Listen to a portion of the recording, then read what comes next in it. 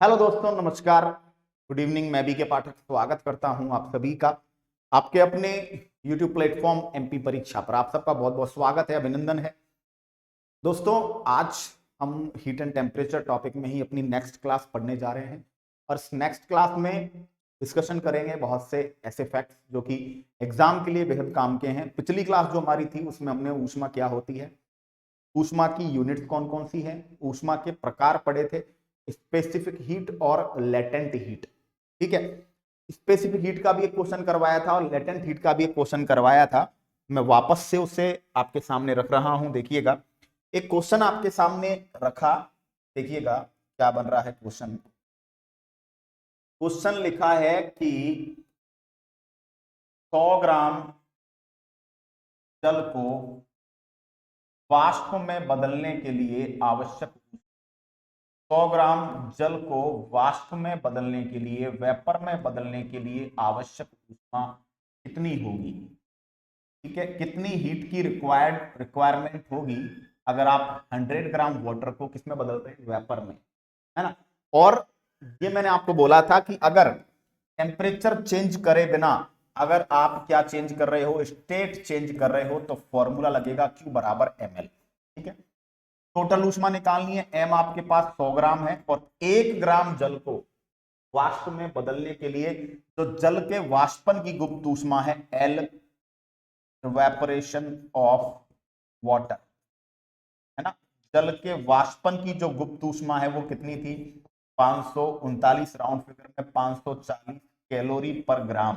तो यहां पर हमने क्या लिख दिया, 540। ठीक है, तो उत्तर आपका हो गया 540,000 कैलोरी। कितनी कैलोरी चाहिएगी, 54,000 कैलोरी। 540 को किससे मल्टीप्लाई कर दिया, 100 से मल्टीप्लाई कर दिया। इसको अगर मैं किलो कैलोरी में लिखूं तो मैं इसको 54 किलो कैलोरी लिख सकता हूं। ठीक है, बात समझ में आ गई, यहां से अच्छे तरीके से समझ गए। तो ये कंसेप्ट बड़े काम का है, बेहतरीन कंसेप्ट है, न्यूमेरिकल्स पूछे जाते हैं। ठीक है, ये बात हमारी किसको लेकर हुई है, स्पेसिफिक हीट और लेटेंट हीट।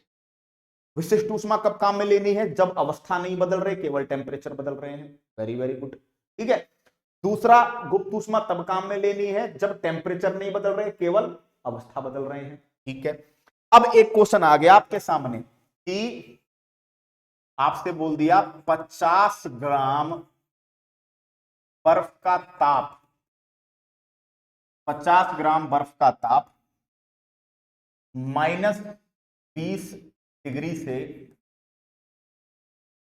50 डिग्री सेंटीग्रेड तक करने के लिए आवश्यक ऊष्मा बताओ, करने के लिए आवश्यक ऊष्मा। अब कंसेप्ट समझना बेटा, यहां बहुत तगड़ा झोल है। देखो क्या हो रहा है, यहां 3 काम हो रहे हैं, है ना। आइस को आपको पहले -20 से कहां तक लाना है, 0 तक लाना है, अवस्था नहीं बदलेगी। ठीक है, अवस्था सेम रहेगी। उसके बाद आइस को किस में बदलना है, वाटर में बदलना है। कितने डिग्री सेंटीग्रेड पर, 0 डिग्री सेंटीग्रेड पर, मेल्टिंग पॉइंट पर। और उसके बाद आ गया वाटर, उसके बाद वाटर को कहां से, 0 से 50 डिग्री सेंटीग्रेड तक गर्म करना है। समझ गए, 3 हो रहे हैं काम, समझो।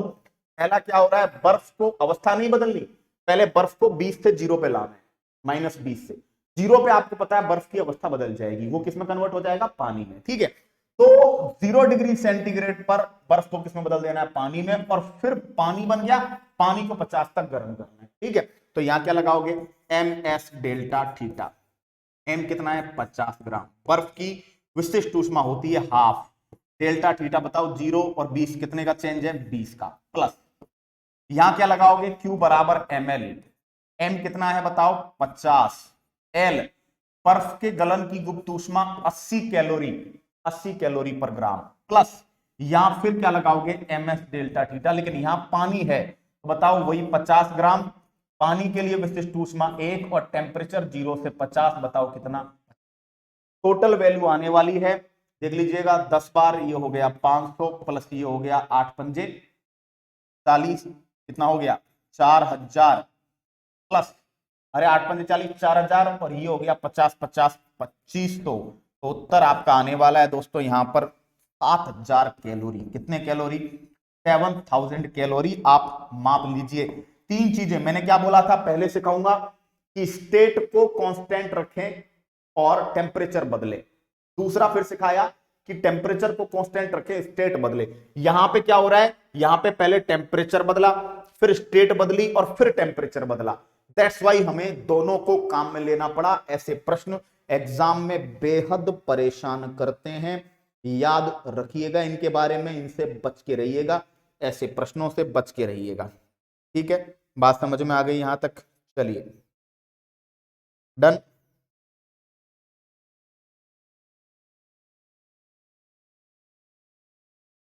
चलिए यहां तक ठीक है। अब आगे बात करते हैं दोस्तों। नेक्स्ट जो कंसेप्ट हमारा आ रहा है वो है ऊष्मा संचरण की विधियां, मेथड्स ऑफ हीट ट्रांसफर। ऊष्मा संचरण की विधियां, methods of heat transfer, methods. आज की क्लास एक माइक्रो क्लास रहेगी, बट काफी कुछ सिखा दूंगा। रिकॉर्डेड वर्जन में क्लास है तो थोड़ा स्पीडली चलेंगे। हीट ट्रांसफर के मेथड्स देखिएगा। ऊष्मा संचरण की तीन विधियां हैं। सबसे पहली है चालन। चालन को बोलते हैं कंडक्शन। दूसरी है संवहन। संवहन को बोलते हैं कन्वेक्शन। और तीसरी है विकिरण। विकिरण को बोला जाता है रेडिएशन। रेडिएशन, चालन, संवहन, विकिरण। देखना दोस्तों, सबसे पहले बात करते हैं चालन। सामान्यतः जनरली सॉलिड्स में होता है, सामान्यतः सॉलिड्स में,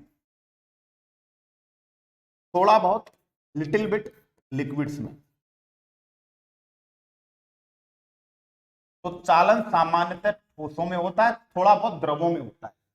चालन की बात करें तो चालन में पदार्थ के कण स्थिर रहते हैं, पदार्थ के पार्टिकल्स स्थिर रहते हैं। हीट आगे वाले पार्टिकल्स को ऊष्मा आगे वाले कणों को ट्रांसफर करते जाते हैं। ऊष्मा आगे वाले कणों को क्या करते हैं, ट्रांसफर करते हैं। यानी कि ऊष्मा संचरण की वह विधि, हीट ट्रांसफर की वह विधि जिसमें पदार्थ के पार्टिकल वही के वही हैं, लेकिन हीट आगे बढ़ती जा रही है, क्योंकि पदार्थ में क्या पाए जाते हैं, फ्री इलेक्ट्रॉन्स पाए जाते हैं। वो इलेक्ट्रॉन्स हीट के कारण क्या होते जाते हैं, आगे बढ़ते जाते हैं। संवहन विधि की बात करें तो संवहन विधि द्रव व गैसों में पाई जाती है। द्रव व गैसों में पाई जाती है। ठीक है, संवहन विधि के बारे में बात करें तो पदार्थ के कण ऊष्मा का स्थानांतरण करते हुए, ऊष्मा हीट का ट्रांसफर करते हुए पदार्थ के पार्टिकल्स जो होते हैं वो स्वयं भी ट्रांसफर होते हैं। यानी पदार्थ के पार्टिकल्स एक जगह से दूसरी जगह जाते हैं। इमेजिन दैट एक पात्र है, एक पॉट है, ठीक है, आपके पास एक पॉट है, इस पॉट में क्या भरा हुआ है, पानी। जैसे ही आपने इसको नीचे बर्नर लगाकर गर्म किया, गर्म करने से क्या होगा बताओ? गर्म करने से ये होगा कि नीचे, गर्म करने से नीचे वाले पानी की डेंसिटी घट जाएगी, ऊपर वाले पानी की डेंसिटी बढ़ेगी, क्योंकि नीचे वाला पानी गर्म होगा, गर्म होते उसकी डेंसिटी घटेगी, ऊपर वाले पानी की डेंसिटी ज्यादा। अब बताओ, जब आप डेंसिटी के बारे में पढ़ोगे तो आपको पढ़ा होगा ज्यादा डेंसिटी वाली चीज नीचे जाती है। तो ये जो हल्का वाला पानी के कण है ये ऊपर जाएंगे और भारी वाले नीचे आएंगे, फिर नीचे वाले हल्के हो जाएंगे, फिर वो ऊपर चले जाएंगे, भारी वाले नीचे। इसी तरह पूरा का पूरा पानी गर्म हो जाएगा। ठीक है, तो आपसे पूछा जाए हीट ट्रांसफर का वह मेथड जिसमें पदार्थ के पार्टिकल गति करते हैं, वो कौन सा है बताइए? संवहन। और क्वेश्चन आता है कि वायुमंडल किस विधि द्वारा गर्म होता है? वायुमंडल गर्म, एटमॉस्फेयर, हमारा जो एनवायरनमेंट है वो किस विधि के द्वारा गर्म होता है? तो आप बोलेंगे क्या? आप बोलेंगे इनको दोस्तों संवहन विधि। बहुत इंपॉर्टेंट, बहुत इंपॉर्टेंट। ठीक है, चलिएगा यहां तक ठीक है। चलिए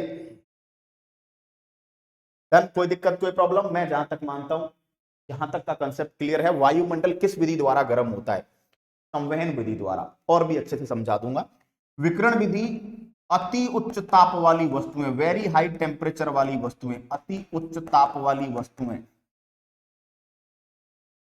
specially more than 800 degree centigrade, 800 degree centigrade से ज्यादा जिनका ताप होता है, तो अति उच्च ताप वाली वस्तु विकिरण के रूप में ऊष्मा का उत्सर्जन करते हैं, विकिरण के रूप में ऊष्मा का उत्सर्जन करते हैं। जैसे सूर्य से प्रकाश पृथ्वी तक, सूर्य से प्रकाश पृथ्वी तक किस विधि द्वारा आकर पहुंचता है? विकिरण विधि द्वारा आकर। विकिरण की खास बात है, विकिरण विधि द्वारा अगर विकिरण पारदर्शी माध्यम से गुजर रहे हैं, विकिरण परमेबल मीडियम से आर पार जिससे प्रकाश चला जाए उस मीडियम से गुजर रहे हैं, तो टेम्परेचर में कोई बदलाव नहीं लाएंगे, टेम्परेचर में नो चेंज। लेकिन अगर विकिरण किसी अपारदर्शी अपरमेबल माध्यम से गुजर रहे हैं तो उसका ताप बढ़ा देंगे। जैसे समझिएगा, हम गांव पर क्या जलते हैं? बोन फायर जलाते हैं, है ना, गांव में लकड़ी वगैरह जलाते हैं, अघाना बोलते हैं लोकल लैंग्वेज में, वो जलाया आपने, हाथ सेक रहे हो, हाथ हमारे अपारदर्शी है तो हाथ हमारे गर्म हो गए। अगर वो मीडियम पारदर्शी होता तो बताओ विकिरण आगे तक चला जाता। ठीक है, तो सूर्य का प्रकाश पृथ्वी तक किस विधि द्वारा पहुंचता है? विकिरण विधि द्वारा पहुंचता है। ठीक है, ऊष्मा संचरण की 3 विधियां, ठीक है, कौन कौन सी? चालन, संवहन, विकिरण। चालन सामान्यतः ठोसों में होता है, कुछ हद तक द्रवों में। संवहन जो होता है वो किसमें होता है? द्रव और गैसों में। इसका मतलब लिक्विड्स की बात करें तो वहां पर संवहन ज्यादा होता है, लिटिल बिट वहां पे चालन भी होता है, क्योंकि लिक्विड के पार्टिकल एक दूसरे के कांटेक्ट में भी रहते हैं, है ना। तो सूर्य से प्रकाश पृथ्वी पर तक किस पर आ रहा है? विकिरण के द्वारा। और वायुमंडल कैसे गर्म हो रहा है? संवहन के द्वारा, ये समझाऊंगा मैं। ठीक है, तो सूर्य से प्रकाश पृथ्वी तक किस विधि द्वारा आ रहा है? तो ये याद रखिएगा, किस विधि के द्वारा? विकिरण विधि के द्वारा, रेडिएशन मेथड के द्वारा आप तक पहुंच रहा है। बात समझ में आ गई क्या? ठीक है, चलिए,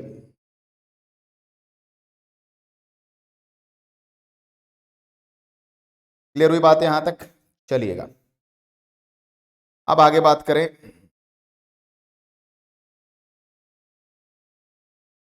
डन है यहां तक? कोई दिक्कत? चलिएगा, अब हमारी बातें होंगी आगे, चालन, संवहन, विकिरण। मैं समझाता हूं आपको कंसेप्ट, उससे पहले देख लीजिएगा, डेली शाम 7 बजे से 10 बजे के बीच परीक्षा एप्लीकेशन पर एमपी पटवारी की तैयारी के लिए क्या डाले जाते हैं? डेली डोज डाले जाते हैं। ये डेली डोज सब बच्चों के लिए फ्री है। आप परीक्षा एप्लीकेशन डाउनलोड करें, एप्लीकेशन डाउनलोड करके आप वहां पर मध्य प्रदेश स्टेट सेलेक्ट करें, पीईबी व्यापम एग्जाम सेलेक्ट करें, और डेली डोज में आपको यहां पर सब्जेक्ट्स दिखेंगे, और सब्जेक्ट्स में 40 प्रश्न पर डे आपको यहां पर तैयारी के लिए मिलेंगे, फ्री ऑफ कॉस्ट, बिंदास। परीक्षा एप्लीकेशन पर सेम प्रोसीजर पर जाकर आप एप्लीकेशन को अपडेट कर लें, वही Madhya Pradesh state PEB Vyapam exam डालेंगे तो आप हमसे डाउट भी पूछ सकते हैं। पीईबी व्यापम एग्जाम डालिएगा, ये क्वेश्चन मार्क लगा हुआ है, किस सब्जेक्ट में डाउट पूछना है, वो डाउट आप हमें भेज सकते हैं, हमारी टीम उसे सॉल्व जरूर करेगी आपके लिए। ठीक है, नेक्स्ट बात देखिएगा, आगे हमारी बात हो रही है कि वायुमंडल गर्म कैसे होता है ना। अच्छे अच्छे लोगों को नहीं पता कि वायुमंडल कैसे गर्म हो रहा है। देखना, ये सूर्य है भाई, ठीक है, सूर्य से प्रकाश, ये पृथ्वी है, ये अर्थ है, अर्थ की सतह है ये, ठीक है। सूर्य से जब प्रकाश आ रहा है तो सूर्य से आया हुआ जो प्रकाश होता है, जब वो जाता है तो किन तरंगों के रूप में जाता है? अवरक्त तरंगों के रूप में, इंफ्रारेड के रूप में। इंफ्रारेड अवरक्त तरंगों को ऊष्मीय तरंगे भी कहते हैं, इनके कारण वायुमंडल गर्म होता है। ठीक है, रात को वायुमंडल ठंडा क्यों हो जाता है? क्योंकि रात को ये इंफ्रारेड वेव्स कहां चले जाते हैं? आकाश में, स्काई में चले जाते हैं, स्काई में चले जाते हैं, रात में आकाश में चले जाते हैं। ये इंफ्रारेड वेव्स आकाश में चले जाते हैं तो रात में क्या पड़ती है? ठंड, रात में ठंड। क्वेश्चन बनता है कि बादलों वाली रात, बादलों वाली रात यानी जो क्लाउडी नाइट होती है, जो क्लाउडी नाइट होती है वो जनरली गर्म होती है, हॉटर होती है। ठीक है, अब हमें तो ये लगता है कि ऊपर बादल हो रहे हैं, बरसात का सा मौसम है, तो भाई क्या होना चाहिए? ठंड पड़नी चाहिए। लेकिन उस समय हमें ठंड से राहत मिलती है, क्यों? क्योंकि अगर ऊपर, समझना, क्योंकि अगर यहां पर ऊपर क्या पाए गए? बादल पाए गए, तो बादलों में क्या है? गैसेज हैं, और ये ऊष्मा के कुचालक हैं, बैड कंडक्टर हैं बादल। ऊष्मा के कुचालक हैं। तो ये जो ऊष्मीय तरंगे निकली हैं, इनका क्या हो जाता है, री रिफ्लेक्शन हो जाता है, ये वापस लौट कर आ जाती हैं, इसलिए आपका वातावरण कंपैरेटिवली क्या हो जाता है, गर्म हो जाता है। ठीक है, इस वजह से क्वेश्चन आता है कि बादलों वाली रात सामान्य रात की तुलना में गर्म क्यों होती है। क्यों? क्योंकि जो बादल हैं वो क्या करते हैं, जो सूर्य से प्रकाश आया टकराकर पृथ्वी से जो इंफ्रारेड वेव्स के रूप में ऊपर जा रहा है, वो क्लाउड्स के द्वारा री रिफ्लेक्ट हो जाता है, और री रिफ्लेक्ट होकर बताइए क्या हो जाता है, थोड़ा सा एनवायरनमेंट गर्म हो जाता है। ठीक है, चलिए यहां तक बात ठीक हुई।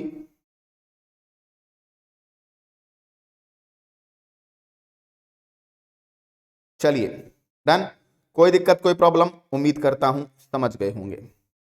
चलिए, है ना।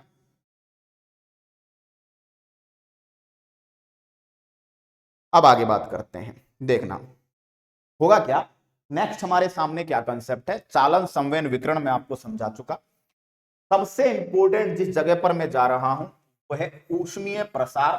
सबसे ज्यादा क्वेश्चंस आते हैं ऊष्मीय प्रसार, थर्मल एक्सपेंशन, ये समझिएगा, थर्मल एक्सपेंशन, ऊष्मीय प्रसार। डेफिनेशन में समझा दूंगा, लिखना आपको है, ऊष्मीय प्रसार का मतलब है ऊष्मा पाकर फैलना। जब पदार्थों को गर्म करते हैं, हीट देते हैं, तो वो फैलते हैं, एक्सपेंड होते हैं, उनकी लेंथ, उनका एरिया, उनका वॉल्यूम, लंबाई में, क्षेत्रफल में या आयतन में क्या होता है बताइए, वृद्धि होती है, प्रसारित होते हैं, है ना। ठीक है, बिल्कुल। घी है, जमा पड़ा है, गर्म किया, पिघल गया। ठीक है, तो दोस्तों पदार्थों को गर्म करने पर, पदार्थों को ऊष्मा देने पर उनका फैलना, उनका लंबाई, क्षेत्रफल या आयतन में क्या होना, वृद्धि होना, ग्रोथ होना, क्या कहलाता है बताइए, ऊष्मीय प्रसार कहलाता है, हीट एक्सपेंशन कहलाता है। दोस्तों ऊष्मीय प्रसार के एग्जांपल्स की बात करेंगे तो एग्जांपल फर्स्ट, जो बिजली के तार होते हैं, जो बिजली के पोल्स होते हैं, बिजली के खंभे जो होते हैं, उनके बीच दो तार होते हैं, उनको ढीला कसा जाता है, उनको लूज कसा जाता है, उनको ढीला कसते हैं। क्यों? क्यों?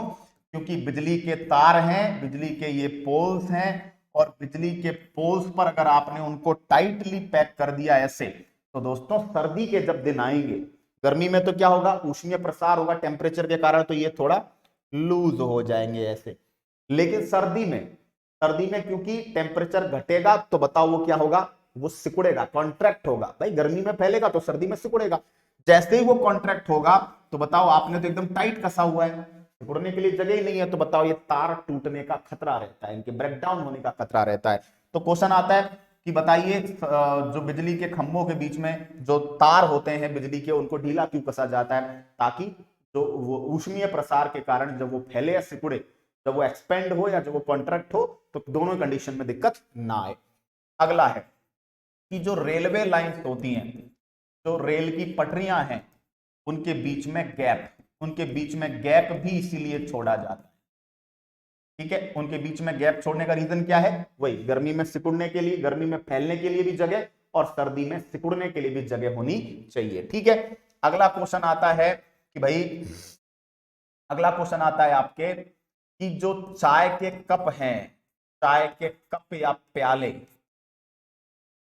जो बनाए जाते हैं, वो पायरेक्स ग्लास के बनाए जाते हैं। कौन सा ग्लास? पायरेक्स ग्लास, क्योंकि पायरेक्स ग्लास का ऊष्मीय प्रसार, हीट एक्सपेंशन कम होता है, ऊष्मीय प्रसार कम। ठीक है, तो चटकेगा नहीं कांच। अक्सर आपने देखा होगा कि चाय दूध के जो प्याले हैं वो कांच के नहीं होते, मना करते हैं लोग। क्यों? क्योंकि कांच अगर लोकल क्वालिटी का हुआ तो जैसे ही आप उसमें गर्म चाय या गर्म दूध डालोगे तो बताओ हीट मिलेगी, हीट मिलते वो चटक जाएगा। ठीक है, तो हम पायरेक्स ग्लास काम में लेते हैं क्योंकि इसका ऊष्मा पाकर जो एक्सपेंशन है, ऊष्मा पाकर जो प्रसार है, वो सबसे कम होता है। अच्छा, जो पेंडुलम है, पेंडुलम वो किसके बनाए जाते हैं? इनवार के बनाए जाते हैं। इनवार एक टाइप का स्टील है और इसका भी ऊष्मीय प्रसार कम होता है। दोस्तों पेंडुलम की बात करें तो जो पेंडुलम घड़ी होती है, वो पेंडुलम घड़ी, पेंडुलम कितना कितना कितनी बार जो है वाइब्रेशन कर रहा है उसके हिसाब से वो सेकंड चेंज करती है। ठीक है, तो अगर गर्मी में पेंडुलम की लंबाई बढ़ गई तो बताओ लंबाई बढ़ने की वजह से उसके चक्कर लगाने का टाइम बढ़ जाएगा, और चक्कर लगाने का टाइम बढ़ने के कारण घड़ी क्या हो जाएगी? स्लो। तो पेंडुलम वॉच, पेंडुलम घड़ी गर्मियों में जो समर सीजन है उसमें स्लो हो जाती है और सर्दियों में फास्ट हो जाती है ना। तो हमें ये चाहिए कि सर्दी गर्मी का उस पर इफेक्ट ना आए, उसके लिए कौन सा स्टील यूज में लिया जाता है, इनवार स्टील यूज में लिया जाता है, ताकि जो है वो क्या ना करे, ताकि उसमें ऊष्मा के कारण जो है चेंजेस ना हो, ऊष्मा के कारण उसके अंदर क्या ना हो बताइए, है ना, परिवर्तन ना हो ऊष्मा के कारण। बात समझ में आ गई क्या? ठीक है, क्लियर हो गई बात यहां तक? चलिए आगे बात करते हैं। ठीक है दोस्तों, लंबी दूरी की लॉन्ग डिस्टेंस की जो लिक्विड पाइपलाइंस होती हैं, लिक्विड पाइपलाइंस का मतलब पाइपलाइन जिनमें कोई भी लिक्विड बह रहा हो, तो उनके बीच में क्या बनाए जाते हैं, लूप्स बनाए जाते हैं। क्यों? क्योंकि पाइपलाइन अक्सर मेटल की होती है, तो सर्दियों में उनके सिकुड़ने के चांसेस रहते हैं। इस वजह से उसमें क्या बना दिए जाते हैं, रिंग्स बना दी जाती है, लूप बना दिए जाते हैं, ताकि वो पूरी तरह ना पिचक जाए और अच्छे से उसके अंदर फ्लो बना रहे। ठीक है, तो बिजली के पोल्स के बीच में गैप, रेलवे लाइन के बीच में गैप, चाय के प्याले पायरेक्स के, पेंडुलम है ना, इनवार स्टील का बनाया जाता है। लंबी दूरी की पाइपलाइन के बीच में क्या छोड़ा जाता है, गैप छोड़ा जाता है। ठीक है, अच्छा आपके पास कोई लकड़ी का पहिया हो, लकड़ी के पहिए पर, लकड़ी का जो पहिया होता है जो बैलगाड़ी वगैरह में काम लिया जाता है, लकड़ी के पहिए पर लोहे का पट्टा चढ़ाते हैं, है ना, लोहे की जो रिंग चढ़ाते हैं ना, लकड़ी का जो पहिया होता है उस पर, तो उसमें फिट बैठाना होता है, तो पहले उसको गर्म कर लेते हैं, गर्म करने से वो रिंग क्या हो जाती है, बढ़ जाती है। फिर उसमें जो पहिया उसको फिट कर देते हैं, फिट करने के बाद वापस से ठंडा कर देते हैं, वो पूरी तरह क्या हो जाता है, पैक हो जाता है। ठीक है, तो उसको क्या करते हैं, पट्टा चढ़ाते हैं, तो पहले क्या करते हैं, गर्म करते हैं, पहले क्या करेंगे, गर्म करेंगे। ठीक है, क्लियर हुई बात यहां तक? तो लकड़ी के पहिए पर लोहे का पट्टा। अच्छा आपके पास कोई कोई डिस्क है या कोई प्लेट है, उसमें बीच में क्या है, कोई छिद्र है, बीच में होल है, बीच में होल। अब यदि इसे गर्म करें, अब अगर हम इसे क्या करें, टेम्परेचर दें, तो बताओ होल का साइज क्या होगा, बढ़ेगा, होल का आकार क्या होगा, बढ़ेगा। क्वेश्चन आता है कि अगर कोई चकती है, कोई डिस्क है या कोई प्लेट है, आयताकार प्लेट है, उसके बीच में कोई छिद्र है, अगर इस प्लेट को गर्म करें तो छिद्र के साइज पर क्या प्रभाव पड़ेगा, तो छिद्र का साइज सर क्या होगा बताइए, बढ़ेगा, छिद्र का साइज इंक्रीज होगा। क्लियर हो गई बात यहां तक? चलिएगा, यहां तक बात समझ में आ गई क्या? चलिए डन है, कोई दिक्कत? ओके है ना, यहां तक कोई टेंशन, कोई प्रॉब्लम? चलिएगा अब आगे बात करते हैं। आगे दोस्तों इसी में आप बात करेंगे नेक्स्ट कंसेप्ट की ओर। देखिएगा कि एल्यूमिनियम हो गया, कांसा हो गया, लोहा हो गए, है ना, इनका जो ऊष्मीय प्रसार है वो अच्छा होता है, हीट एक्सपेंशन ज्यादा होता है। ठीक है, उसके बाद अगर हम बात करें तो अगर मैक्सिमम मैक्सिमम जो है वो गैसेस में होता है, उसके बाद लिक्विड में होता है, उसके बाद सॉलिड्स में होता है। इसकी बात कर रहे हैं ऊष्मीय प्रसार, ऊष्मीय प्रसार हीट एक्सपेंशन सबसे ज्यादा गैसेस में, उससे कम लिक्विड्स में और सबसे कम किसमें होता है, सॉलिड्स में। अब सब पदार्थों को साइड में डालिए, मैं एक चीज बता रहा हूं आपको, जल का असंगत प्रसार, एबनॉर्मल एक्सपेंशन ऑफ वाटर, ये कंसेप्ट बड़े काम का है। यानी जो वाटर है ना, इसका मामला उल्टा है, अक्सर पदार्थों को गर्म करते हैं तो वो क्या होते हैं, फैलते हैं। वाटर की खास बात है, देखिएगा ये क्या बताइए, वॉल्यूम, ये क्या, टेम्परेचर। तो वाटर का वॉल्यूम का टेम्परेचर के साथ कनेक्शन ये है कि 4 डिग्री सेंटीग्रेड पर, ये 4 डिग्री सेंटीग्रेड है, ये टेम्परेचर है आपका, ये 4 डिग्री सेंटीग्रेड है, ये 0 है, ये आगे है। ठीक है, तो 4 डिग्री सेंटीग्रेड पर जो वॉल्यूम है वो मिनिमम होता है। ठीक है, यानी 0 से 4 पे गर्म करोगे ना, तो गर्म करने पर ये फैलेगा नहीं, ये सिकुड़ेगा। ठीक है, और जब आप डेंसिटी की बात करोगे, घनत्व की बात करोगे, तो घनत्व का कुछ इस तरह का ग्राफ बनेगा, 4 डिग्री सेंटीग्रेड पर डेंसिटी मैक्सिमम होती है। तो एक क्वेश्चन बनता है कि जल का घनत्व 0 डिग्री सेंटीग्रेड से 4 डिग्री सेंटीग्रेड के बीच घनत्व तो बढ़ता है और वॉल्यूम घटता है, यानी 0 डिग्री सेंटीग्रेड से 4 डिग्री सेंटीग्रेड तक जब गर्म करेंगे तो क्या होगा, तो फैलेगा नहीं, फैलेगा नहीं, एक्सपेंड नहीं होगा, फैलेगा नहीं, ये क्या होगा, सिकुड़ेगा, फैलेगा नहीं, ये क्या होगा, सिकुड़ेगा, इसका वॉल्यूम घटेगा। ठीक है, ये कॉन्ट्रैक्ट होगा। बात समझ में आ रही है ना? क्लियर हुई बात यहां तक? Very very important. तो जल जो है बाकी पदार्थों के कंपैरिजन में अलग से कंडीशन शो करता है। इसके अलावा सिल्वर आयोडाइड, सिल्वर आयोडाइड भी है हमारे सामने। सिल्वर आयोडाइड को भी जब आप 80 डिग्री सेंटीग्रेड से 140 डिग्री सेंटीग्रेड तक गर्म करते हैं, 140 डिग्री सेंटीग्रेड तक गर्म करते हैं, तो इसका भी वॉल्यूम क्या होता है, घटता है बढ़ने के बजाय। तो ये दोनों का एबनॉर्मल एक्सपेंशन, ये दोनों का असंगत प्रसार, ये दोनों का एबनॉर्मल एक्सपेंशन जो है यहां पर आपको देखने को मिलेगा। बात समझ में आ रही है यहां तक? चलिएगा, अब इसके कंसेप्ट्स मैं आपके सामने रखता हूं कि यहां से किस तरह के क्वेश्चंस बनते हैं। ठीक है, अब जैसे इमेजिन करिएगा कि 0 डिग्री सेंटीग्रेड पर है आइस और 4 डिग्री सेंटीग्रेड पर है वो वाटर।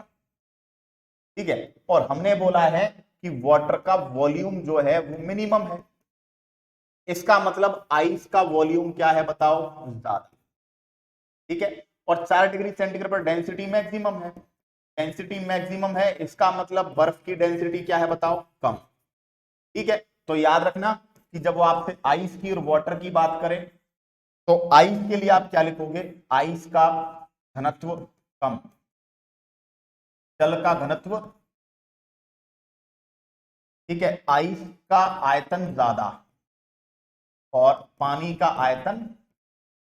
तो ये कंसेप्ट याद रखना बहुत इंपॉर्टेंट है। अक्सर अक्सर किसी भी पदार्थ की जो सॉलिड फेज होती है उसकी डेंसिटी ज्यादा होती है। सॉलिड की डेंसिटी ज्यादा होती है तो अक्सर पदार्थों में देखने को आता है कि जो सॉलिड फेज है, सॉलिड, उसकी डेंसिटी ज्यादा होती है, लिक्विड की डेंसिटी कम होती है। सॉलिड जो होता है वो लिक्विड में डूब जाता है, लेकिन बर्फ एक ऐसा सॉलिड है जिसकी डेंसिटी उसकी लिक्विड फेज से कम है, इसीलिए बर्फ पानी पर क्या होती है, तैरती है। ठीक है, क्वेश्चन पूछा जाए कि वाई बर्फ तैरती है पानी पर, है ना? क्यों तैरती है? क्योंकि उसका घनत्व क्या रहता है, क्योंकि वो हल्की होती है, वो लाइटर होती है, उसका डेंसिटी क्या होती है, कम। ठीक है, आयतन ज्यादा होता है। तो क्वेश्चन आता है, सर्दियों के दिनों में पाइपलाइंस में पानी जाता है ना, वो फट जाती है। ठीक है, क्यों? क्योंकि पानी जा रहा था, अब जैसे ही सर्दी के दिनों में वो बर्फ में कन्वर्ट होगा, उसको ज्यादा जगह चाहिएगी। पूरी तरह वो पाइपलाइन पानी से भरी हुई है, ज्यादा जगह है नहीं, तो बताओ पाइप क्या हो जाएंगे, फट जाएंगे। क्वेश्चन आता है सर्दियों के दिनों में पाइपलाइंस फट जाती हैं, क्यों? क्योंकि जब पानी बर्फ में बदलता है तो ज्यादा स्थान घेरता है, वॉल्यूम ज्यादा चाहिए। अगर कोई बॉटल है पूरी तरह किससे भरी हुई है, बॉटल भी मैंने अजीब सी बना दी, कोई बॉटल है और वो पूरी तरह किससे भरी हुई है, पानी से भरी हुई है, वाटर। अब इसको आपने जमा दिया फुल, पूरी तरह चकाचक भरी हुई है, फुल। ठीक है, अब आपने इसको बर्फ में जमा दिया, तो भाई पूरी तो भरी हुई थी, और पानी जब बर्फ में बदलेगा तो उसका वॉल्यूम क्या होगा, बढ़ेगा। वॉल्यूम बढ़ेगा, वॉल्यूम बढ़ने के लिए जगह नहीं है, और वॉल्यूम बढ़ने के लिए जगह नहीं है, इस वजह से क्या होगा बताइए, उसके टूटने का क्या रहेगा बच्चों, डर रहेगा। तो ये कंसेप्ट ऊष्मीय प्रसार के साथ ही है। ठीक है, ये कंसेप्ट आपके हीट एक्सपेंशन के साथ ही है। ठीक है, क्लियर हो गई बात यहां तक? चलिएगा,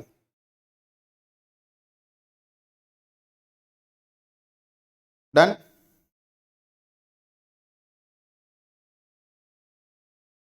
चलिए, कोई दिक्कत, कोई प्रॉब्लम? तो ये था कंसेप्ट हमारा बर्फ का पानी का। अब सुनना मेरी बात, काम की बात।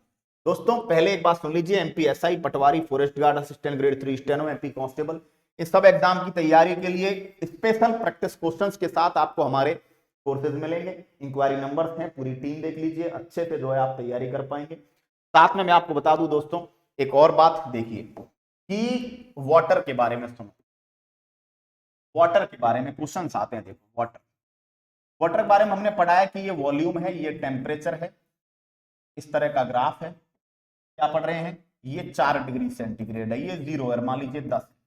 ठीक है, 10 डिग्री सेंटीग्रेड। अब समझो, क्वेश्चन आता है कि पानी को 0 डिग्री सेंटीग्रेड से 4 डिग्री सेंटीग्रेड तक गर्म करें, या फिर 10 डिग्री सेंटीग्रेड से 4 डिग्री सेंटीग्रेड तक ठंडा करें। दोनों ही केसेस में आप देखिए, टेम्परेचर 0 से 4 पर ले जाओगे वॉल्यूम घट रहा है, 10 से 4 पर ले जाओगे तो वॉल्यूम क्या होगा, वॉल्यूम घटेगा। तो अगर 4 डिग्री सेंटीग्रेड एंड पॉइंट है, अगर अंतिम बिंदु 4 है, तो 4 पर तो आयतन न्यूनतम ही होना है, इसका मतलब वॉल्यूम घटेगा। अच्छा, अगर आप क्या कर दो, अगर आप 4 से 10 तक गर्म करो, या 4 से 0 तक ठंडा करो, इस केस में इस केस में जो 4 डिग्री सेंटीग्रेड है वो स्टार्टिंग पॉइंट है और 4 पर वॉल्यूम मिनिमम है। तो 4 से कहीं भी जाओ 4 पर मिनिमम है, तो बताओ कहीं पे भी जाओगे वॉल्यूम क्या होगा, वॉल्यूम बढ़ेगा। तो अगर 4 डिग्री सेंटीग्रेड लास्ट में है तो 4 पर वॉल्यूम घटता है, तो वॉल्यूम घट रहा है। और अगर 4 डिग्री सेंटीग्रेड स्टार्टिंग में है तो बताओ 4 पर वॉल्यूम मिनिमम है, तो आगे कहीं भी बढ़ेगा। अब क्वेश्चन आता है कि 0 से 10 तक गर्म करें, ये बहुत इंपॉर्टेंट क्वेश्चन है, और 10 से 0 तक ठंडा करें। 10 से कहां तक ठंडा करें, 0 से 10 तक गर्म करें और 10 से 0 तक ठंडा करें। इस केस में क्या होगा आप समझो, 0 से 10, देखो 0 से चलो, पहले वॉल्यूम घटा फिर बढ़ गया, 10 से 0 पहले वॉल्यूम घटा फिर बढ़ गया, तो बताओ क्या होगा, पहले वॉल्यूम बढ़ेगा फिर बढ़ेगा। 3 ही केस हैं। क्या याद रखना है इसमें, आपको याद रखना है पहले कि अगर 4 डिग्री सेंटीग्रेड लास्ट है तो उस पर वॉल्यूम मिनिमम हो जाएगा, मतलब घटेगा, और 4 डिग्री सेंटीग्रेड स्टार्टिंग है तो वहां से वॉल्यूम बढ़ना स्टार्ट होगा, वहां पर मिनिमम था तो वॉल्यूम बढ़ेगा। और 4 डिग्री सेंटीग्रेड कहीं बीच में फंस रहा है ना, कहीं पे भी बीच में, देखो यहां पर बीच में फंस रहा है 4 डिग्री सेंटीग्रेड, तो बताओ इस केस में 4 तक पहले क्या होगा, कहीं से भी चल लो 4 तक पहले मिनिमम होगा और दूसरी साइड फिर बढ़ेगा, तो पहले घटेगा फिर बढ़ेगा। Standard concept with standard questions, ठीक है, चलिएगा। तो यहां तक आज हमारी बात हुई, क्या क्या पढ़ा मैं बता देता हूं, रिवाइज कर देता हूं, एक बार देख लीजिए। मैंने आपको पहले एक क्वेश्चन करवाया लेटेंट हीट का, उसके बाद मैंने मिक्स करते हुए क्वेश्चन करवाया जहां पर आपने विशिष्ट ऊष्मा, गुप्त ऊष्मा, स्पेसिफिक हीट, लेटेंट हीट दोनों को काम में लिया है। देन आफ्टर हमने हीट ट्रांसफर के मेथड्स डिस्कस किए, टेलीडोज, डाउट्स, एंड देन आफ्टर एक अच्छा कंसेप्ट समझा, ठीक है। उसके बाद हीट एक्सपेंशन के एग्जांपल पढ़े, उसके बाद हमने कुछ और कंसेप्ट पढ़े और वाटर का एब्नॉर्मल एक्सपेंशन समझा, ठीक है, वाटर के एब्नॉर्मल एक्सपेंशन के कारण कैसे कैसे क्वेश्चंस बनते हैं। और उसके बाद कोर्स के बाद दोस्तों ये कुछ क्वेश्चंस जो एग्जाम्स में पूछे जाते हैं, अब तक रटे होंगे, अब समझ लीजिएगा। इसके बाद मैं बात करूं तो दोस्तों परीक्षा प्रो बहुत सारी टेस्ट सीरीज आपको जो है इसमें मिलेंगी, वर्ग 2, group 4 assistant, grade 3 steno, MP patwari, MPPSC pre, MP forest guard, jail प्रेरी, आबकारी कांस्टेबल, इन सब के लिए आपको नीचे इंक्वायरी नंबर और स्लाइड्स दी हुई है, आपको डिस्क्रिप्शन में नंबर दिए हुए वहां पे कॉल कर लीजिए, ठीक है। 499 में आपको पूरे साल भर के लिए यहाँ पर सब्सक्रिप्शन मिल रहा है, उस पर भी डिस्काउंट मिल रहे हैं, है ना, तो कोड पता कर लीजिएगा, कॉल कीजिएगा इंक्वायरी नंबर पर। ये हमारी क्लासेस का शेड्यूल है, कल मिलेंगे आपसे लाइव क्लास में धमाकेदार तरीके से। आज की कक्षा यहीं तक, बहुत कम समय में फुल फास्ट मेथड में आपको बहुत सारी जानकारी देने का प्रयास किया। आगे आपसे बात अगली कक्षा में होगी, तब तक के लिए टाटा बाय बाय, जय हिंद।